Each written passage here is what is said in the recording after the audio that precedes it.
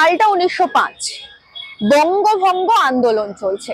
আর সেই সময় ব্রিটিশরা মানে W.R. কার্লাইল তিনি একটা সার্কুলার জারি করলেন। কি ছিল সেই সার্কুলারে?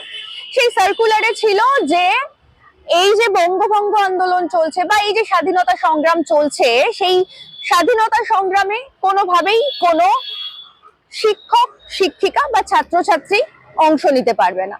মানে কোনো সশস্ত্র বিপ্লব হোক, এমনি বিপ্লব হোক, আন্দোলন হোক, প্রতিবাদ হোক, সেগুলো করা যাবে না, পিকেটিং করা যাবে না। তো এরকম একটা কার্লাইল সার্কুলার জারি হলো। এই সার্কুলার যারা মানলেন না তাদেরকে, সেই সমস্ত ছাত্রছাত্রীকে স্কুল কলেজ থেকে ছাড়িয়ে দেওয়া হলো, মানে তাড়িয়ে দেওয়া হলো লিটারেলি।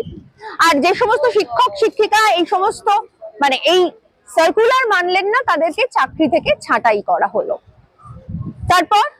তারপর এই যে বিক্ষুব্ধ গোষ্ঠী শিক্ষক শিক্ষিকা এবং ছাত্রছাত্রী, তারাই তৈরি করলেন জাতীয় শিক্ষা পরিষদ।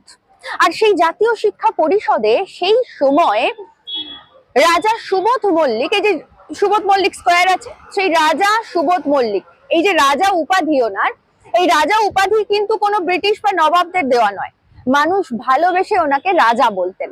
তো সেই রাজা সুবোধ মল্লিক তিনি ওই জাতীয় শিক্ষা পরিষদে 1,00,000 টাকা দিলেন সেই সময়, মানে ব্রিটিশ আমলে 1905-এ।